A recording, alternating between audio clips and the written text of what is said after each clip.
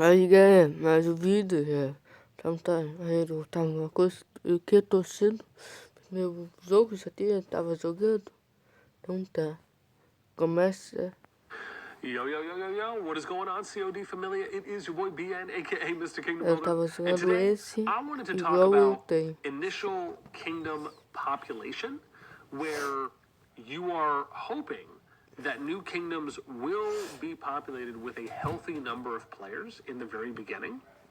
So that way, the kingdoms won't appear to be, I don't want to say dead because that's pretty extreme, but let's just say low activity, low engagement, low social media interaction, or we should say socialization or social engagement when it comes to posting in world chat, in your alliance chats, etc. This is something that I can tell you has come around a few times where in some kingdoms we have seen where, for example, they did not hit the first Augerstone chapter of Faith Above All, which is you need 7,500 players / lords that must upgrade their cities to level 4 by the end of the countdown. Now, this is somewhat uncommon. It doesn't usually happen all that often, where it's something like a frequent type basis, but this is what I would consider when we're talking about, well, how are new kingdoms being populated, right? I like to believe there's two pieces of criteria that really factor into this more than others. Even though we don't necessarily know what that exact criteria is, we can kind of read between some of the lines. So the first one, and this is probably the biggest, is that kingdoms, from what we understand, have a threshold. And what that means is that a kingdom can be set on the developer can go on the back end and they can just say, okay, well, once we have 20,000 players that have populated into the kingdom, meaning they've made a character, and let's say as an example, they've made it at least past the tutorial. Every person who makes it past the tutorial will count as one. Once that number gets to 20,000, then a new kingdom will be populated. Now, the other side of it is that it's that plus this, the Faith Above All, or sometimes kingdoms will have, if it's an Augerstone chapter, some other type of prerequisite or goal that they need to hit, like this, where you'll say, okay, well, we need to have at least 20,000, well, like they might say we need to have at least, keyword at least, 20,000 players that have made it past the tutorial, plus 7,500 lords that have reached level 4. Once these two things happen, then we'll go ahead and release the next new kingdom. So that's kind of figuring out, right, what they may go off of. However, the reason I believe that all of this really is just generally connected to what I would consider to be game health. And the idea being that the more players that you have that are downloading and playing your game, on top of players that are playing for a long period of time, and then potentially thirdly, those that are, and this is somewhat connected to two, but those that are retaining or being retained within the game because of the replayability factor, which is kind of like a loose off version of two. And this is all just to say that if you have a great game and you have enough social interaction and you have enough appeal, enough quality features that are attracting players within a specific genre, right, they're going to continue playing your game and draw in more players. And on top of that, it makes you more money, right, as a company, because the more players that you have continuing to play your game and to sustain, right, over a long period of time, the better off you're going to do. And so I think a large chunk of this really starts with how kingdoms start out. With, again, how healthy are they going in? And so when I think about these, right, quote unquote, right, potential factors that go into how kingdoms are populated before a new kingdom comes out, I think to myself, okay, well, let's say that's the case. We really can't do anything about the first one because we don't necessarily know, for all intents and purposes, like what that threshold is. But we do know what this one is, right? As this potential one, we should say, which is, right, 7,500 lords must upgrade their cities to level 4 by the end of the countdown. My proposal, my idea, really, is what if we increased, instead of the number, we increased the city level from 4 to something like 12, right, as an example. Because once you hit 12, right, I believe that's when your region relocation item is then, right, you can't use them anymore. You have to use it at 11 or below. And once you hit 12, you almost know, first off, you could hit 12 within a day, right? Or let's just say within a 24-hour period, right? If you're playing constantly, you're waiting for max helps, and then you're upgrading your city hall level and you're kind of min-maxing to 12, which basically just means that you're doing, after you upgrade a city hall level, you're just only doing your prerequisites to get to the next level. You're not upgrading a bunch of other stuff before you then upgrade your city hall level, or better yet, things that are not required for you to upgrade in order to upgrade the city hall level, we'll say. And so from here, if we upgraded it as an example to 12, this to me does a few things. One, it makes it so that you know without a doubt in your mind that there's a higher percentage chance that players who are that are leveling their account to 12 are more likely to play longer, which is loosely factored into number 2, meaning that if you have someone that just makes it to level 4, it doesn't really take that long to make it to level 4.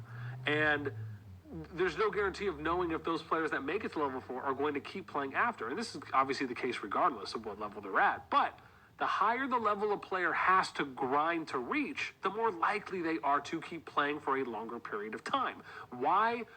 The argument is like, why would you have someone who's gonna, level to 12, which is basically halfway to 25, even though, yes, that isn't accurate for the amount of overall speed ups and time that you're gonna have to do, because, again, it exponentially increases, right, from each level to each level. But making it to 12 does increase the likelihood that these players will play the game longer. And if they're willing to play the game longer, right, for the players that are getting in because the kingdoms are being populated in a more healthy way, or a more healthy populated way, then that means that the kingdoms will be more active.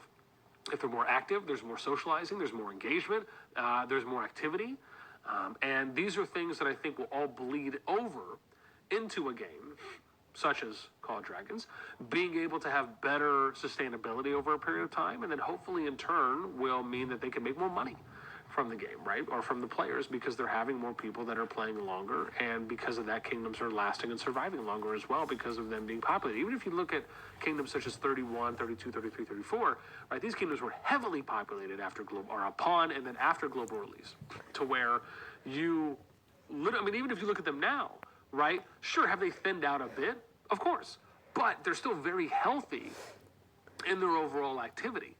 And that's really what we're talking about, right? Is trying to almost kind of get kingdoms to that type of a position. Doesn't mean that they need to be overcrowded, but putting kingdoms in a position to be successful because of the amount of players that are there, I think is very important. Now, let me say on the other side, I don't inherently believe that there's anything wrong with the way that the current system is. I just would rather have a little bit more of a reassurance that each kingdom is being populated in either a fairer way or a fair way, because we don't know how kingdoms are being populated, right? So if they came out and they said, hey, this is how we populate kingdoms, and we read that and we said, okay, well, hey, that's pretty fair, right? Scratch this.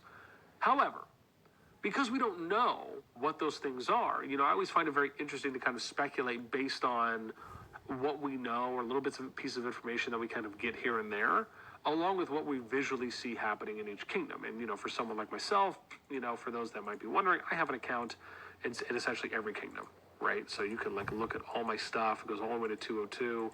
And you can even see, as of recording this video, I don't think 203 is released yet. It hasn't, right? 202 is at a day and a half.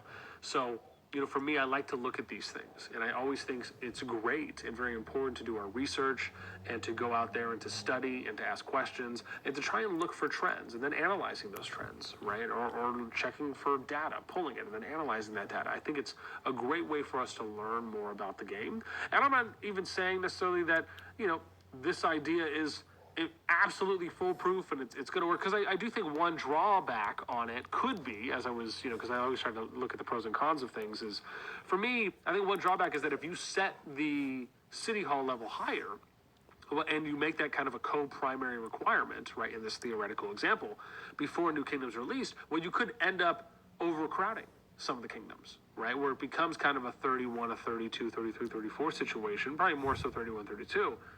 But you can put yourself in that situation where, because you're waiting to release a new kingdom until you have the 7,500 people hitting level 12, right? Maybe you double. Instead of 4, you just go to 8, right? Or maybe you go to 7, where you can get to the Augustone chapter, right? For me, I think what I'm overall trying to get at is just being able to populate kingdoms in a little bit more of a healthy way, or I should say, having a little bit more population, which I believe will in turn lead to a more sustainable and healthier kingdom in the long run, right? Or at least give you the opportunity or the chance to. So that's my idea.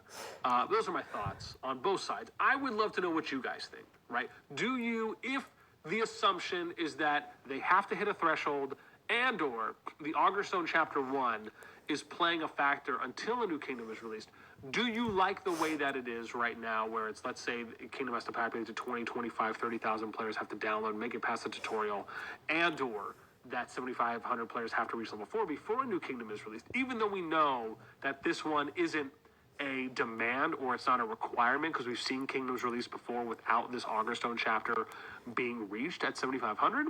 But I'd love to know your thoughts. Do you like the way things currently are?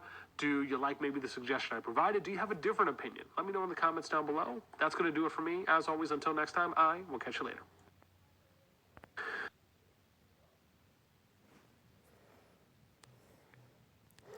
Vocês podem ter gostado, ou mesmo estava jogando.